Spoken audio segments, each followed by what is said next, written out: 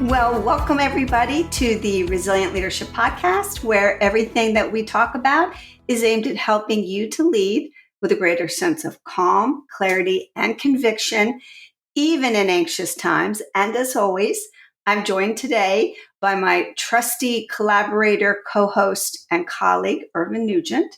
And Irvin, you're joining me today from, I think it's Dallas. Why don't you chime in and say hello to folks? Yeah, hi everyone. I am. I just got into Dallas. I have a workshop tomorrow, and it is a hot and humid Dallas. It's presently 103. And this Irish guy, even though I lived 20 years in Florida, hates humidity and hates the weather that hot. So I don't do well, but there you go. Bridgette, are you okay in hot climates? How do you react to humidity and heat? You know what? I do a lot better in hot than I do in cold. Oh. Now, but let me tell you, Texas is the hottest place I've ever been on earth. So I'm feeling your pain. Well, that sounds good.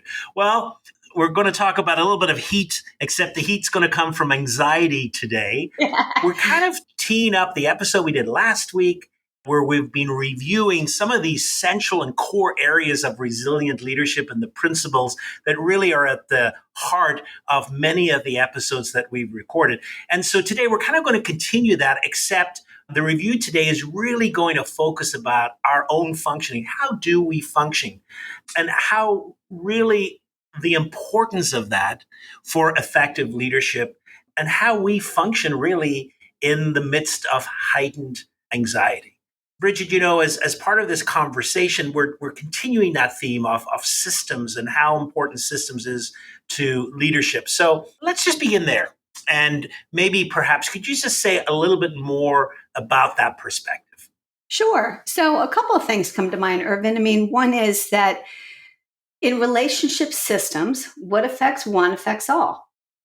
And I think we underestimate sometimes the fact that we are intimately and profoundly connected to one another, for better and for worse.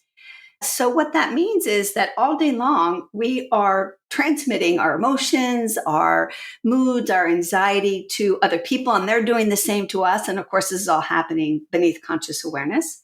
And so simply put, we are contagious to one another. A leader is the most contagious person of all in any system, right? Because followers are so attuned to you. So that's number one. And number two is because of that, everything you say or do as a leader sends ripples into the water, if you will, the emotional system. We use that iceberg metaphor a lot of times, right? And the emotional system lies beneath the water. And your actions as a leader are profound. And so what I share with my clients is, you might not realize this, but every time you speak, whether it's verbally in a meeting or in an email, it's like you're talking through a giant megaphone. The volume is amplified. And just as your functioning impacts other people, their functioning impacts you in ways that you might not always be aware of. Here's the bottom line. None of us as human beings live on an island, and therefore none of us are immune to being infected by the anxieties and the reactivity of others.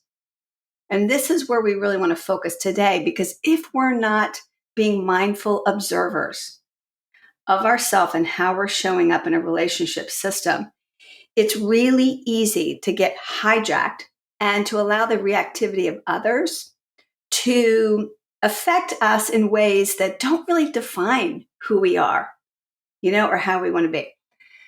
So, Irvin, I'm curious for you, when you think about all the years that you spent leading other people, some of those times were anxious times. Can you think of an example where that happened to you, where you got swept up in the swirling anxiety and you reacted instinctively in a way that really, truth be told, didn't really define your better self? Oh, yes, I can. Actually, and I think I'd have to point to the first real experience of leading a larger organization. And I think I may have mentioned this before. It was a Catholic Charities, and it was quite a large workforce. And when I got into the job, it was kind of my first time leading something that big. And I knew that there's always stress with a new leader and anxiety. But what happened was that people started coming up beneath the carpet and said, well, this wasn't dealt with. You need to deal with this and you need to deal with that. And there was kind of little swirling machinations going around the whole organization. And then there was kind of this little thing about there was going to be budget cuts, which actually had no basis in reality whatsoever. So this anxiety was being heightened. And my response was not my best self. I got very triggered. And then I almost, without being fully aware, got caught up into what was happening. And so I became almost like I became overly curious about what are people saying and like what's people saying, like and so I go to the COO and I say, like, what are people, what's the latest, and then how are people reacting to me, and then I became overly concerned about what they were saying about me in the midst of that, and then I myself then, even in my other systems outside of the work system, then I became, kind of enmeshed in that and kind of, let me tell you the latest about that. And this is happening and that's happening. And can you believe this person would do that? And it took me a while. It took me actually 2 or 3 months, actually on vacation. I was away from it. And I was like, wow, you are like, this is awful. You are so caught up. And I was wanting to say, I'm exhausted. Why am I exhausted? And it was this like, wow, like, and I kind of had visions about how I would lead and it just didn't happen. And then that was the beginning of a reset. But it took a little bit of a break, of getting away to see, whoa, you are so entangled in all of this. Yeah, that is such a great example. And you had to get some distance, didn't you, from what was happening to see Very much yourself so. and how you were showing up. And as Yes. I listened to you, it's clear that you became very other focused, right? Oh, absolutely. Yes. We're here today to talk about focusing on our own functioning with the understanding that in anxious relationship systems, it's just so easy to go in the opposite direction and become kind of obsessively focused about what other people are doing, what they're saying, what they're not doing, how they're frustrating us. And I heard that in your story. Yeah. So, Irvin, why do you think it is so easy for all of us? I mean, we all do this, to become other focused. And what does that look like? I mean, your story gave us lots of clues, but share with our listeners a little bit more about what that looks like and why it's such a normal response to anxiety.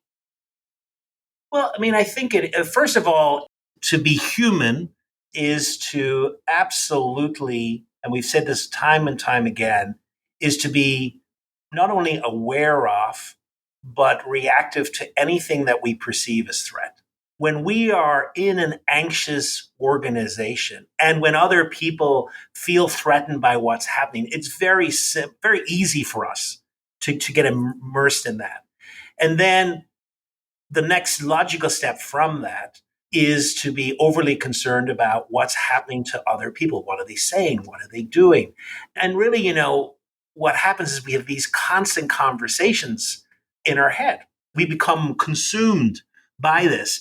And I think I mentioned, for me, it was exhausting because it takes a lot of real estate in your head. It becomes draining and distracting. And really, you lose sight of your own functioning and your own behavior in the midst of that. You kind of know you're in that. What are some of the ways you might know you're in that space is, your level of complaining goes up, blaming, kind of like, whose fault is this? And then we've talked about creating triangles. What triangles is a natural phenomena where we're able to displace some of the anxiety we're feeling, not by going to the person that is causing the anxiety, but rather pulling someone else in so that we can feel better when we offload with that person. And so therefore, what's really needed in this is the stepping back. It is because if we can step back, and that may not be physical, but it's certainly creating some space that we can actually see what's happening and understand about how enmeshed we have become into this anxiety which is swirling around us. I think this is a phenomena which we as coaches, I think we get to see quite a bit because, we've talked a lot about we're in this business space, this environment where there is a lot of change. There's a lot of anxiety. How do we respond? So I'm curious, Bridgette, have you seen this in a client where, they have really become other focused in the midst of the anxiety swirling around them? I have, and I actually have an example to share that I think our listeners are going to really relate to. And I want to say at the outset that I talked to this person who I coached a couple of years ago and asked permission to share her example, and also to kind of remind myself of some of the details. So what happened is that the person I was coaching was managing a high visibility project where a lot was at stake, and everything was going along fine until the project hit a bit of a snag, and some metrics started to come in that suggested things were a little off track. And those metrics were being shared with everybody, not just my client, but her boss and other senior leaders. And this triggered her boss, who was kind of new to the company, and he got really anxious. These metrics made him like, whoa, what's going on? And he swooped in and started coming to meetings unannounced and asking a bazillion questions that weren't even really relevant because he was new and he didn't really know that much. And, he started micromanaging essentially. And of course, this really frustrated my client, who really felt like she had everything under control, but he was acting as if she didn't have it together. He was being curt, he was being impatient. He wasn't really adding a lot of value. He wasn't being particularly supportive. And I think what happened is my client just grew increasingly frustrated and even angry. And so here's where, to your point about being other focused, right? Her own anxiety led her to start doing some of the things you just mentioned: blaming, complaining, triangulating, right? She would go home at night and talk to her spouse about this guy and how he was clueless. And then that would lead to some bad sleep, right? It didn't make her feel better when she went to bed. And she did share with me that she would talk to some of her peers and they were all on the same page. Like, what is this guy doing? And that felt better in the short term, that like complaining together, but it didn't really move her forward per se. And I think that she just got more firmly entrenched in this other focus, such that pretty much what we started talking about all the time was her boss's bad behavior. And it's just so funny because I remember it like it happened yesterday, and yet it was a couple of years ago. I could see, to your point, Irvin, that this manager had taken up massive real estate in her head and was draining all of her energy and her sense of being empowered. So as I listen to that, Bridgette, it's almost re-triggering for me because I can so identify with it. And maybe I just invite our listeners, maybe you are that person now, right now. You are in a situation where there's something happening, there's a bad boss, something's going on. I just invite you just to stop and think, is this consuming me? How am I responding to this?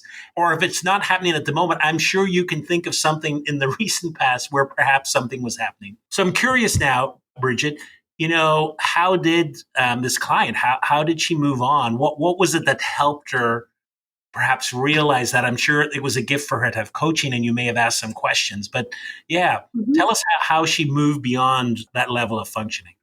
Yeah. And so this was the part that I had to kind of talk to her about to remember the details. I knew I asked her some questions, and then she reminded me what they were. And so the first question, and I gave it to her as homework because these are not questions that you have an immediate response to.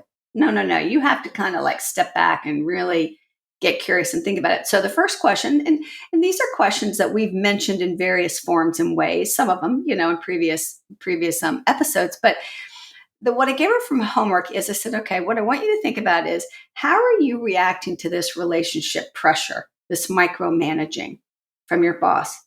And is it helping or hindering you and your team? Now, what I said to her too is, now remember that reacting is not the same thing as responding. Reacting is automatic, instinctive, and in response to stress and pressure. That's what I want you to be curious about. What do you see there?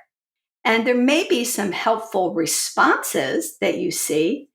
Look also for anything that you're doing that is hindering you and your team. And that would be forms of reactive behavior. So, she took that on. And I wasn't sure what she would come back with, but guess what? At the next coaching session, she had some good insights. Interesting. By the way, I love that. I love is my reacting helping or hindering? That can be a little painful at times. It can be painful to, but yeah, because I think the part of what's the problem is, I think you feel justified in feeling like you do. But then it's to move from that to think, yeah, but really that's not serving the situation. It's not serving me or the team. So now I'm curious, kind of what were some of those insights? What did she come up with? And what I remember her biggest insight was that she said, I see that I am venting a lot. And she said, I feel sorry for my spouse because I'm complaining about my boss every night. And we start out with a glass of wine and then it's 2 glasses and I'm still talking about, my boss. And I don't know that that's really fair. And I'm also venting to my peers. And she says, I'm not sure if that's the right thing to do. And I feel like what I'm probably doing is spreading my own angst, but I don't know where else to go with that, which I thought was a really good question. I mean, it's lonely sometimes, right? So I really want to ask you that question, Irvin. Where do leaders go to vent? And is it appropriate to vent? And if so, how? That's such a great question. I think I want to answer it maybe in a few different ways. So I think, first of all, let's be real and let's be human here. So we all are in situations where we just need a vent. We need to get some steam off us. And very often we're going to look for a person of safety to do that. And so that's why we're spouses and partners and friends get it first, because we feel safe with them. But I think in that situation, I think you mentioned something there. It was this ongoing. I think there's nothing wrong if you've had a bad day or something, but then if you notice like this keeps happening, then we have a problem here.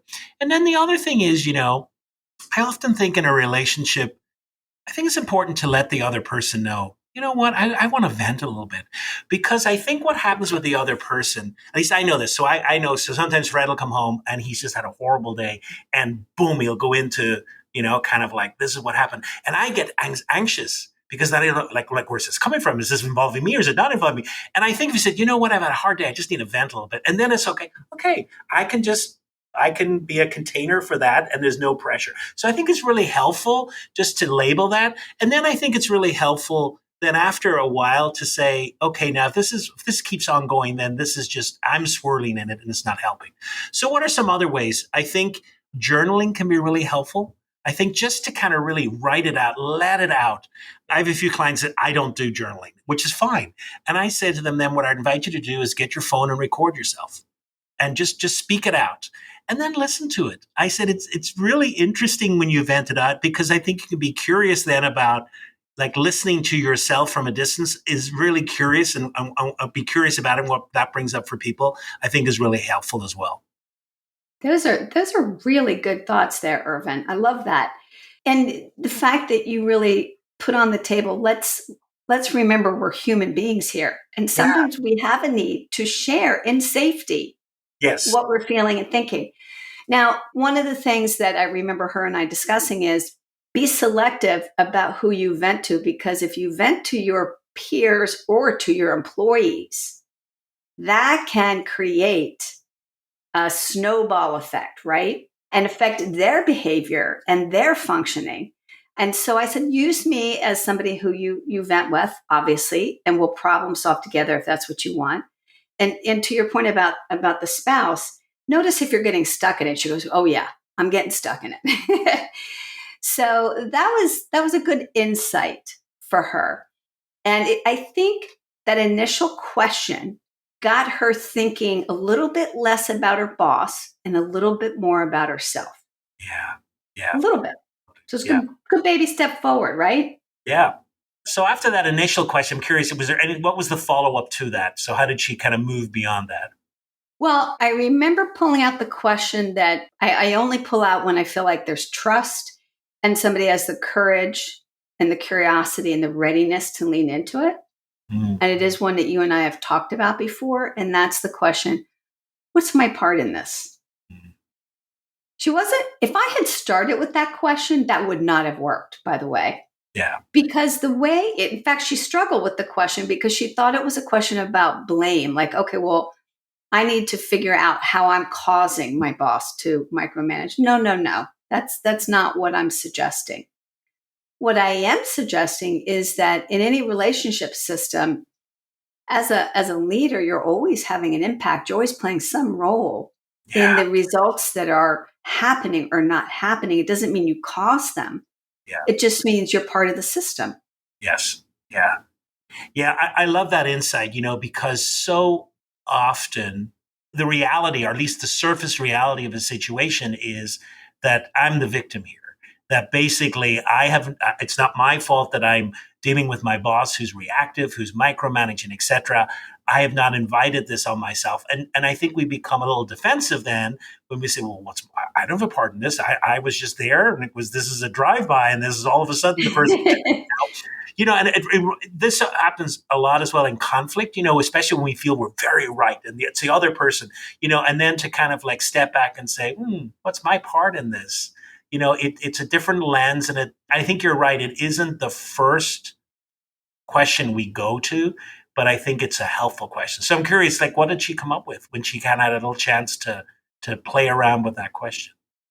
Yeah, I was inspired by what she came back with Hmm. because I thought, well, I don't know if she's going to come back with anything, Yeah. but she did. And what she said is, the more I thought about it and I started to kind of look at this with curiosity and kind of see what was going on and so forth. She said, this project was such a high visibility project and it was so big in scope. And I was managing so many parts and pieces and resources. I was working my butt off. And I kind of had a heads down approach. I mean, I was working 10, 12-hour days. My head was down, and I just kind of figured my boss could see that, hey, she's working really hard. She's got it covered. She's got it under control. And what I realized is that I was missing some things I normally pay attention to. Like I wasn't thinking about how often should I communicate with my boss about what's going on in this project. He's kind of new to the company and I didn't want to overwhelm him, but I also just really wasn't thinking about that. I was too busy getting things done. And consequently, I wasn't proactive in my communication with him. And being a new guy, wanting to prove himself, I think that triggered him. And then when these metrics came in, since I hadn't been proactively communicating, I can see that, that triggered his swooping in, to pull the reins in and start micromanaging. So I was really impressed that she could see that. Again, she didn't cause his micromanaging because another manager in the same circumstance might have just simply said, hey, let's sit down and talk about this. I see the metrics. Tell me what you and your team are doing to address them, right? So it wasn't that she created his reaction, but she certainly contributed to the outcomes and the results and the things that were taking place. And I think that was when a light bulb really went off for her. And she was able to see that, oh, yeah, I need to figure out how to keep him informed more proactively. And she came up with I thought, a really great way of doing that. So I believe that was a turning point for her. Yeah. Yeah. I mean, kudos to her. I mean, that displays a real level of maturity and an ability to divorce yourself from kind of the blame and really Mhm. kind of then move on to a much more fruitful kind of thought process and response process. Like what's the best way I respond? So it doesn't matter who caused it really. It's what it is really is how do I respond in this? And how do we respond in such a way that it is helping the situation and improving the situation? Mhm. Yeah, and I think that she got in touch with the fact that he was anxious himself and Mhm. was reacting just like her. I think that brought a little compassion into the situation. Yeah, yeah. So, anything else? Any other question in the midst of that really helped her kind of formulate a different response and move on? Yeah, I remember in one particular conversation, even after she started to shift a little bit and proactively, focus on what she could do differently. she had just had a meeting with her manager, and he was still peppering her with a lot of questions. And she said to me, the way he does it, and he does it every time, comes across as distrustful and disrespectful to me. So I'm working hard here to not react, but it's just like, who does that? Why does he do that? And I could tell that, again, she was very frustrated by that. And so the kind of the last question I remember asking her is, okay, when your boss does that, how do you want to show up? And she's like, well, I mean, I'm trying not to get defensive. I'm trying not to be reactive. I said, well, that's good. But describe to me a little bit more about you and the kind of leader you really aspire to be. And what's the kind of example you want to set for your team? Because your team is watching all of this unfold. Talk to me a little bit about that. And how then do you want to show up when your boss does that? Because you obviously aren't able to change that right now. And so what she eventually kind of landed on is, and I remember her calling it the 3 C's.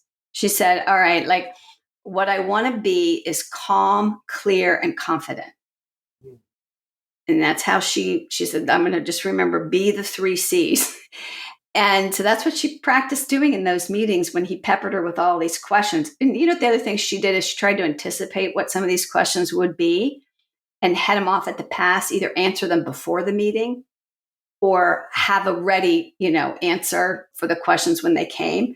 So I do remember that question unhooking her really, I think, fully now from this other focus to a focus on her own functioning. And boy, did she really grow. And I think that's when things started to significantly change in her relationship with her boss, which, by the way, to this day, she has a very good relationship with. Isn't that cool? That's really cool. Yeah, absolutely. And I love that movement. I love that outward to inward. And that what was really guiding her response now was how she had thought about, here's how I want to show up. And that's going to guide everything rather than being reactive to those around me. Yeah. Yeah. All right, Irvin, I know that we always end these conversations with a practice. Mm-hmm. So I'm curious what you have in your back pocket. Yeah, I think this follows beautifully from that last little tale of that reflection and that story. And it's one of the ways that we can respond in these situations, I think, is by having those guiding principles. So the practice today we'll call is define your guiding principles. And I think this really helps us make that movement from being consumed by other people around us into really realizing that the most important thing in the midst of anxiety is defining how I show up and abiding by that. So there's 3 steps to this. So step number 1 would be to identify a challenge that you're facing in one of your relationship systems. So it could be at work, could be at home, but what's important is there a challenge where the anxiety is on the rise and you're beginning to see some reactive behaviors. And then step 2, after you've identified that, be curious about it, noticing how you are reacting with this pressure that's now being put on the relationship. And just perhaps notice how you may be responding with an other focus. So another focus we've talked about, maybe, venting or blaming or complaining or creating toxic triangles, bringing people in so they can leave that anxiety. And then the third step is after having noticed that, is really define the principles that you want to inform and guide you as you navigate this anxious system. And I think 3, we've talked about 3 before. So I think 3 principles that you could easily remember them. So let's give an example. Just imagine that pretty much like the example we've just looked at, one of your peers is inserting themselves anxiously into one of your projects. They're challenging your thinking during some of the senior team meetings. They're also creating triangles to complain about some of the decisions that you've made. Just think about that. I'm sure some of you are actually living that. What are 3 guiding principles in that situation that you might come up with? One would be, don't take this person's actions personally. Remember, insecurity can drive us to a lot of different behaviors, and that we can misinterpret some of the outside behaviors from really what's happening on the inside. The second thing then is get clear where I stand. What do I stand for in this situation? Can I communicate that in a way that is clear and in a way that is non-defensive? And then the third one, a guiding principle would be stay connected. So the easiest thing in this situation is to avoid the person who is annoying you. Rather, what's really needed is that connection. Initiate one-to-one conversation, initiate the interaction. So there are three guiding principles, which would be, again, don't take actions personally, be very clear where I stand in the midst of this, and stay connected. Perfect. And guiding principles are kind of like, I know, I think about if you go bowling, what are those things on the side called? Where Yes. Gosh, it's so funny. I can't figure out I can't put into words what they're called, but we know what they do. They define sort of the territory for where we're shooting. And that's what guiding principles do, is they give us a way to navigate a tough situation. And we can come up with our own guiding principles, all the more better. And that's how we stay focused on our own functioning. So that's beautiful. Thank you, Irvin. Appreciate that. Okay, so we are really excited to tell our listeners about what is on tap for the next 2 episodes, because it is the first time that we are having a guest on our show. And her name is Kathleen Smith. Some of you may be familiar with her. She is a Bowen-trained therapist. She's an author, a speaker, and a trainer. And she's written a couple of wonderful books, and we're going to talk to her about her newest book, which is called True to You. And so I hope you guys tune into this, because we just so enjoyed our conversation with her. And it's chock full of some fascinating and really, really practical insights that I think can help us not only at work, but at home as well. Excellent. I'm so excited. I love her work, and I'm sure the conversation will be fascinating. Thank you for the conversation, Irvin. My pleasure. Take care, everyone.